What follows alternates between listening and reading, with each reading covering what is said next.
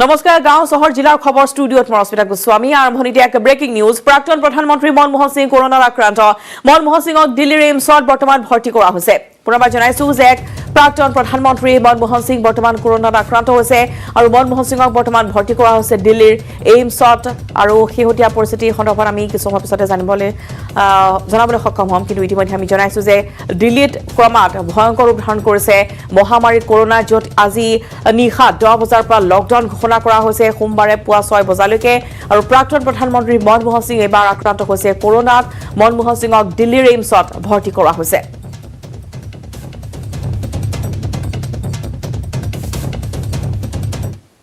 ৰাজ্যত পূৰ্বতকৈ অধিক সক্ৰিয় ৰূপ ধাৰণ কৰিছে কৰোনা ভাইৰাছ এইবাৰ অসমৰ কৰোনা আক্ৰান্তৰ দেহত ধৰা পৰিছে ইংলেণ্ডৰ ভাইৰাছ দেওবাৰৰ দিনটোত ৰাজ্যখনত 5 শতাধিক লোক কৰোনাত আক্ৰান্ত হোৱাৰ বিপৰীতে 24 ঘণ্টাত প্ৰাণ হেৰুৱাইছে 4 গৰাকী কৰোনা আক্ৰান্তই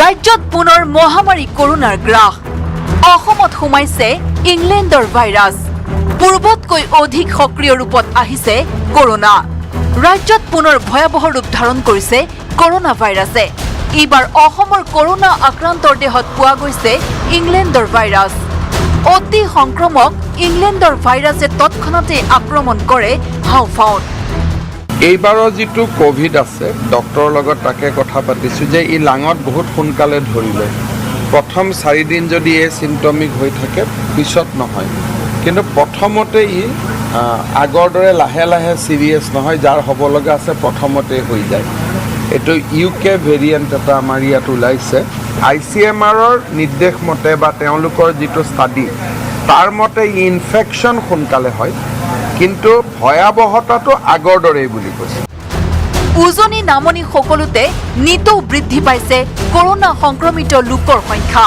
দেওবাৰৰ দিনটোত ৰাজ্যত 639 গৰাকী লোক নতুনকৈ আক্ৰান্ত হৈছে কৰোনাত ইয়াৰে 354 গৰাকী কৰোনা আক্ৰান্ত হৈছে গুৱাহাটীৰ বিগত 24 ঘণ্টাত মহামাৰী কৰোনাই প্ৰাণ লৈছে 4 গৰাকী লোকৰ কৰোনাত আক্ৰান্ত হৈ শিলচৰত 2 গৰাকী ব্যক্তিৰ মৃত্যু হোৱাৰ সমান্তৰালকৈ গুৱাহাটী আৰু বৰপেটাত প্ৰাণ হেৰুৱাইছে 2 গৰাকী কৰোনা আক্ৰান্তই নগাঁৱতো দ্ৰুতগতিত বৃদ্ধি পাইছে কৰোনাৰ সংক্ৰমণ বৰ্তমানলৈকে জিলাখনত 180 গৰাকী লোক আক্ৰান্ত হৈছে কৰোনাত যাৰ পৰিপ্ৰেক্ষিতত ব্যৱসায়িক সন্থাৰ সৈতে বৈঠকত মিলিত হৈছে নগাঁও জিলা প্ৰশাসনৰ নিৰ্দেশ অনুসৰি নগাঁৱত আজিৰে পৰা বন্ধ থাকিব সকলো নিম্ন প্ৰাথমিক বিদ্যালয় 1000 টকাৰ এটা ফাইনটো আছে যদি কোনোবা মাস্কটো নিপিন্ধে সো হেতু আমি স্ট্ৰিক্টলি ব্যৱসায়ীসকলৰ লগত দুটা স্পেচিফিক কাৰণতে আমি এই মিটিংটো পাতিছোঁ প্ৰথমটো আছে যিখিনি তেওঁলোকৰ 45 ইয়াৰ্ছ এণ্ড এবাভৰ মানুহ আছে আমি লিষ্ট সকলৰ পৰা বিচাৰিছোঁ এণ্ড আমি তেওঁলোকৰ কাৰণে স্পেচিয়েল ড্ৰাইভটো কৰিম যাতে সবৰ ভেকচিনেশ্যনটো হৈ যায় টেষ্টিঙৰ আমি প্ৰট'কলটো ফ'ল' কৰিম এইটো কাৰণে তেওঁলোকৰ পৰা কোঅপাৰেশ্যন 100তকৈ অধিক কৰোনা আক্ৰান্ত প্ৰতিখন জিলাতে আজিৰে পৰা 5ম শ্ৰেণীলৈ বন্ধ কৰা হৈছে পাঠদান পৰৱৰ্তী নিৰ্দেশ নিদিয়া পৰ্যন্ত চৰকাৰী বেচৰকাৰী বিদ্যালয়সমূহৰ পাঠদান বন্ধ ৰখাৰ সিদ্ধান্ত লৈছে চৰকাৰে ইপিনে বিদ্যালয় বন্ধ ৰাখিলেও 5ম শ্ৰেণীলৈ কৰিব লাগিব অনলাইন পাঠদান কামৰূপ মেট্ৰ' কামৰূপ ডিব্ৰুগড় নগাঁও শোণিতপুৰ কাছাৰ কাৰ্বি আংলং তিনিচুকীয়া জিলাত প্ৰযোজ্য হ'ব এই নিৰ্দেশনা ইপিনে বজালী জিলাত কৰোনা আক্ৰান্তৰ সংখ্যা 90 জন হোৱাৰ লগে লগে বন্ধ কৰি দিব প্ৰাথমিক বিদ্যালয়সমূহ কৰোনা আমাৰ এতিয়াও 80 বছৰ হোৱা নাই হয়তো এইটো চেঞ্জ হৈ আছে আমি ক্লোজলি মনিটৰ কৰি আছোঁ এইটো আমাৰ কালিলৈ প্ৰায় 58 মান আমাৰ 58 আহিছে ফিগাৰ কৰোনা সংক্ৰমণ ৰোধকলৈ অধিক তৎপৰ হৈছে গোৱালপাৰা প্ৰশাসনো বিভিন্ন নীতি নিৰ্দেশনা জাৰি কৰি ৰাইজক সচেতন কৰাৰ বাবে মাইক যোগে ঘোষণা কৰি আহিছে গোৱালপাৰা আৰক্ষীয়ে মাছৰ ইতিমধ্যে আমাৰ OC ছাৰে ফাইন কাটাৰ ব্যৱস্থা কৰি দিছে আৰু ইতিমধ্যে ফাইন কাটি আছে ইয়াৰ পিছতো আৰু যিবিলাকে মাস্ক পৰিধান কৰা নাই আমি নিজে মাস্কবিলাক মানে আমি বিতৰণ কৰাই দিছোঁ মেক্সিমাম মাস্ক পিন্ধা হৈছে বৰ্তমান মুঠৰ ওপৰত কৰোনা সংক্ৰমণক লৈ পূৰ্বতকৈ অধিক তৎপৰ হৈ পৰিছে ৰাজ্যৰ প্ৰতিখন জিলাৰ আৰক্ষী প্ৰশাসন সংকটৰ সময়ত ভয় শংকা নকৰি সজাগ হওক সুস্বাস্থ্যৰে থাকক bureau report news 18 Assam north east ৰাজ্যত পুনৰ ভয়াৱহ ৰূপত বৃদ্ধি পাইছে কৰোনাৰ সংক্ৰমণ। কাইলৈ ৰাজ্যত ঘোষণা হ'ব কোভিডৰ নতুন প্ৰটকল। মুখ্য সচিব আৰক্ষী সঞ্চাৰ প্ৰধানে ঘোষণা কৰিব সংবাদমেলৰ জৰিয়তে। পৰ্যালোচনা বৈঠকৰ পিছতে ঘোষণা কৰিছে মুখ্যমন্ত্ৰীয়ে। ৰাজ্যত পুনৰ লকডাউনৰ পৰিৱেশ নানিবলৈ আহ্বান মুখ্যমন্ত্ৰীৰ। সকলোকে কোভিডৰ নীতি নিয়ম মানি চলাৰ আহ্বান। বৈঠকৰ পিছত ৰাইজলৈ আহ্বান মুখ্যমন্ত্ৰী সোণোৱালৰ। কৰোনাৰ শেহতীয়া পৰিস্থিতিক লৈ উদ্বিগ্ন মুখ্যমন্ত্ৰী সৰ্বানন্দ সোণোৱাল। মুখ্যমন্ত্ৰীৰ বাসভৱনত কোভিডক লৈ এই গুৰুত্বপূৰ্ণ বৈঠকত উপস্থিত থাকে মন্ত্ৰী হিমন্ত বিশ্ব শৰ্মা, মুখ্য সচিব, ডিজিপি, স্বাস্থ্য বিভাগৰ শীৰ্ষ বিষয়াববীয়া। বৰ্তমান কৰোনা ভাইৰাছৰ পৰিস্থিতিৰ সন্দৰ্ভত বিতংভাৱে আমি আলোচনাত মিলিত হ'লোঁ। বৰ্তমান এই পৰিস্থিতিৰ লগত মোকাবিলা কৰিবৰ বাবে অসমৰ ৰাইজক আমি আন্তৰিকতাৰে আহ্বান জনাইছোঁ যেন চৰকাৰৰ তৰফৰ পৰা যিখিনি নীতি নিয়ম প্ৰস্তুত কৰা হৈছে, নীতি নিৰ্দেশনা জনসাধাৰণক নিষ্ঠাৰে পালন কৰাৰ বাবে প্ৰেৰণ কৰা হৈছে, তাক যাতে প্ৰতিগৰাকী নাগৰিকে নিষ্ঠাৰে পালন কৰে। প্ৰথম পৰ্যায়ত আমি যেনেধৰণে যোৱা বছৰটো ঐক্যবদ্ধভাৱে যুঁজ দিলোঁ, সফল হ'লোঁ, এইবাৰো আমি সফল হ'ম। ৰাইজে চিন্তা কৰিব নালাগে, পৰিস্থিতি কিছু ডেফিনেটলি অৱনতি হ'লেও ইয়াক নিয়ন্ত্ৰণ কৰিবৰ বাবে আমাৰ স্বাস্থ্য বিভাগৰ তৰফৰ পৰা উল্লেখযোগ্যভাৱে তেখেতসকলে পদক্ষেপ গ্ৰহণ কৰিছে আৰু যাৱতীয় যিমানবিলাক ব্যৱস্থাৰ প্ৰয়োজন আন্তঃগাঁথনি এই সকলোবিলাক যোৱা বছৰটোতে গঢ় দিয়া হৈছে যাতে যিকোনো পৰিস্থিতিৰ লগত আমি দক্ষতাৰ মোকাবিলা কৰিব পাৰোঁ। আমাৰ লক্ষ্য আছে অসমৰ প্ৰতিগৰাকী নাগৰিকক নিশ্চিতভাৱে এই সংক্ৰমণৰ পৰা ৰক্ষা কৰা, প্ৰতিগৰাকী নাগৰিক সুস্বাস্থ্য অধিকাৰী হৈ থাকক, নিৰোগী হৈ থাকক। সেইবাবে প্ৰতিগৰাকী নাগৰিকেও এই কথা মনত ৰাখিব লাগিব, নিজক বচাই চলিব লাগিব, নিজক বচোৱাৰ লগতে সমাজখনক বচাব লাগিব। তাৰ বাবে নীতি নিৰ্দেশনাৰ নিষ্ঠাৰে পালন কৰাটো দৰকাৰ। ইয়াক যাতে কোনো অৱহেলা নকৰে, অৱহেলা কৰিলে বিপদত পৰিব। অহাকালিলৈ এই সন্দৰ্ভত যিমানবিলাক লিখিতভাৱে নীতি নিৰ্দেশনাৰ জনসাধাৰণৰ স্বাৰ্থত প্ৰকাশ কৰাৰ প্ৰয়োজনীয়তা আছে, এই সকলোবিলাক মুখ্য সচিব আৰু ডিজিপিয়ে সংবাদমেলৰ যোগেদি ঘোষণা কৰিব। গতিকে আমি আজি বিতংভাৱে গোটেই পৰিস্থিতিটো মোকাবিলা কৰিবৰ বাবে আগন্তুক দিনৰ বাবে ৰণনীতি প্ৰস্তুত কৰিছোঁ আৰু জনসাধাৰণক এই ক্ষেত্ৰত সহযোগিতা আমি বিশেষভাৱে আগবঢ়াবৰ বাবে অনুৰোধ জনাইছোঁ। আৰু পুনৰ লকডাউন হ'ব নেকি দেশত? এইবাৰ লকডাউনৰ ঘোষণা নকৰে প্ৰধানমন্ত্ৰী নৰেন্দ্ৰ মোদীয়ে। কেন্দ্ৰই নহয়, ৰাজ্য চৰকাৰে ল'ব লকডাউনৰ সিদ্ধান্ত। নিউজ 18ৰে হোৱা আছুতীয়া সাক্ষাৎকাৰত এই মন্তব্য কৰে কেন্দ্ৰীয় গৃহমন্ত্ৰী অমিত শ্বাহে।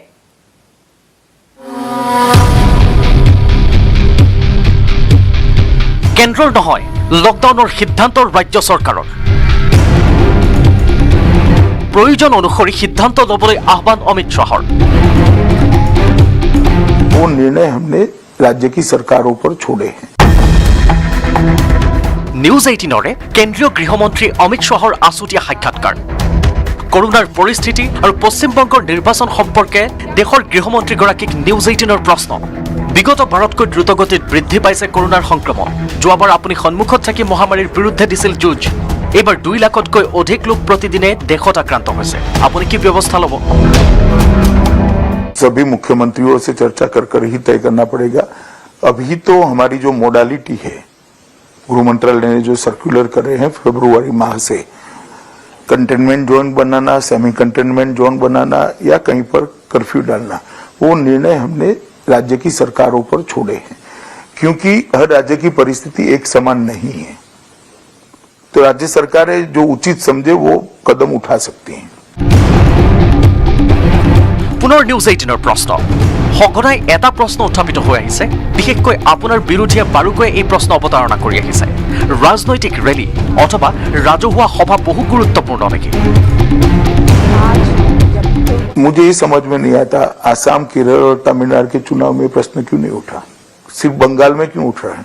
चुनाव कराना न कराना ये भारतीय जनता पार्टी तय नहीं कर सकती, ये चुनाव आयोग को करना है। चुनाव आयोग ने 2 दिन पहले सभी सर्वदलीय बैठक बुलाई, सबसे ज्यादा सजेशन लिए। उन्होंने 1 दिन प्रचार का कर्टेल किया, प्रचार का टाइम कर्टेल किया। अब जो किया उसके तहत हम काम कर रहे हैं। तो ओवरऑल कैंपेन चलेगा जैसे चल रहा है, और कुछ क्या आप अपनी पब्लिक मीटिंग्स कंट्रोल करेंगे? कुछ हमने भी नंबर ऑफ पब्लिक मीटिंग काफी कम करी है। আমাৰ প্ৰশ্ন, কি মুখ্য দিশত বিজেপিয়ে পশ্চিমবংগত জয়লাভ কৰিব পাৰিব বুলি আপুনি ভাবে? पॉलिटिक्स ऑफ पोलराइजेशन, तुष्टीकरण से बंगाल की जनता जबरदस्त नाराज है, घुसपैठ से जबरदस्त खफा है और सीए का तुष्टिकरण के कारण आप अप्लाई नहीं करती हो, इससे इसका जो लाभार्थी वर्ग है वो भी बहुत गुस्से में है। ये तीनों चीजें एक मुश्त होकर एक फीलिंग बनती है कि we are second grade citizen in Bengal. পুনৰ আমাৰ প্ৰশ্ন, বেংগল এখন বৃহৎ ৰাজ্য, ইয়াৰ ভাষা, জনজাতি, ধৰ্ম সকলো ভিন্ন, কেনেকৈ আপুনি এওঁলোকক অভিন্ন ৰাখি আগবাঢ়িব? मगर ये सब सेकंड ग्रेड सिटीजन की फीलिंग लेकर बैठे। एक इश्यू कॉमन है कि we are second grade citizen, appeasement की पॉलिटिक्स ने हमें सेकंड ग्रेड सिटीजन बनाया है। और दूसरा इश्यू कॉमन है कि कोई भी जगह डेवलपमेंट नहीं पहुंचा है। Bureau report, news 18 Assam north east. या कहीं पर कर्फ्यू डालना वो খবৰ দিছা বাতৰিখিনি লৈছো এটি বিৰতি। ৰাজ্যজুৰি অব্যাহত আছে ৰঙালীৰ আনন্দ। উজনি নামনিত মন পৰশা গীতেৰে দৰ্শকক মন্ত্ৰমুগ্ধ কৰিলে ইজনৰ পিছত সিজনকৈ শিল্পীয়ে।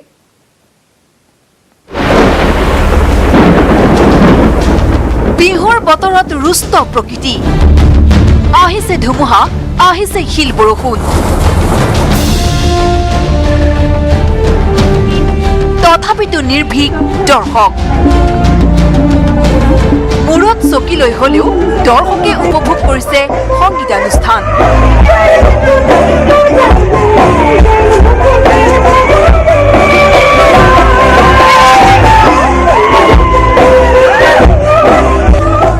নাথাকিবনো কিয়, মঞ্চত আছিল অসমবাসীৰ হিয়াৰামঠু জুবিন গাৰ্গ।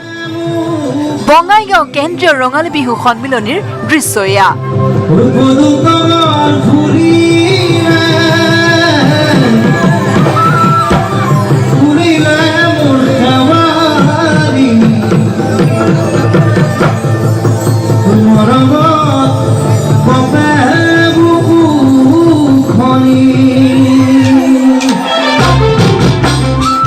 চৰকাৰী নিৰ্দেশনা মানি জুবিনে মঞ্চত পৰিৱেশন কৰিলে ইটোৰ পিছত সিটো হিট গান।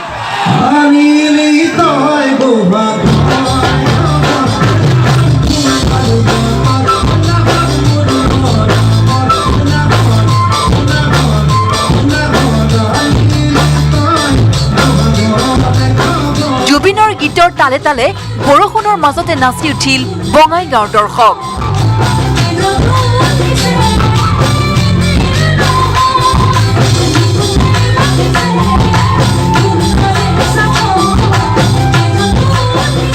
ইপিনে দীৰ্ঘ বিৰতিৰ মূৰত পাঠশালাত গীতেৰে বিহুবলীয়া ৰাইজক আপ্লুত কৰিলে অংগৰাগ পাপন মহন্তই।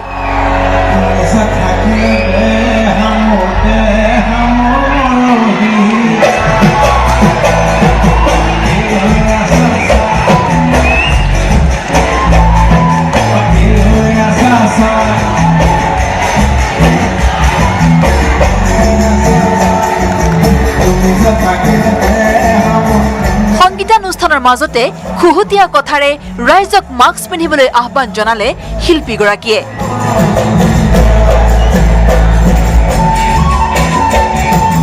অসমত এতিয়া প্ৰকোপটো নাই হোৱা আৰু একমাত্ৰ আমি বচাব পাৰিম নিজৰ ঘৰখন, নিজৰ বন্ধুবোৰ আৰু অসমখন যদি এখন পিন্ধি থাকোঁ। বুজিছে নাই কথাটো? এতিয়া পিন্ধি লওক। কালি কৈছোঁ লিপষ্টিক লগাই কাৰণে কেনেকৈ পিন্ধি হ'ব, দিগদাৰ হৈছে। ইফালে ইফালে চাই দিছে, হ'ব দিয়ক আৰু একো নহয়, পিন্ধি লওক, সাৱধান হওক। অসমখন আমি চবেই সুৰক্ষিত কৰোঁ, নিজৰ নিজৰ ঘৰ সুৰক্ষিত কৰোঁ।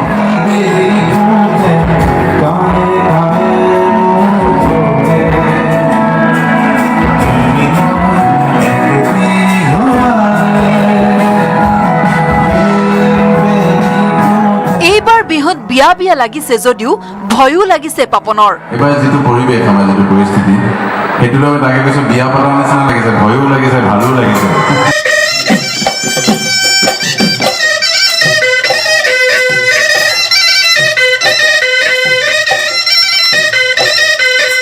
নামনিৰ সমান্তৰালকৈ উজনিতো বিহুৰ অনুষ্ঠানত ব্যস্ত শিল্পীসকল। সৰু পথাৰত নাচনীৰ ৰূপত দেখা গ'ল জনপ্ৰিয় কণ্ঠশিল্পী দীপলিনা ডেকা।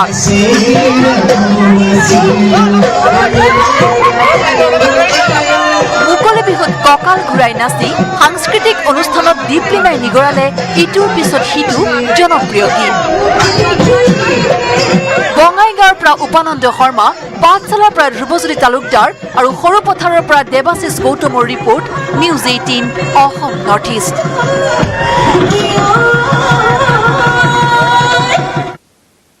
আৰু অহা 2 মে'ত বিৰোধী মহাজোঁটে অসমত চৰকাৰ গঠন কৰিব। এই দাবী বৰপেটাৰ সাংসদ আব্দুল খালেকৰ মতে শাসকীয় মিত্ৰজোঁটৰ 5গৰাকী প্ৰাৰ্থী সঘন যোগাযোগত আছে কংগ্ৰেছৰ সৈতে। কোন হ'ব কংগ্ৰেছ বিৰোধীৰ সম্ভাৱ্য মুখ্যমন্ত্ৰী তাৰো ইংগিত দিলে আব্দুল খালেকে।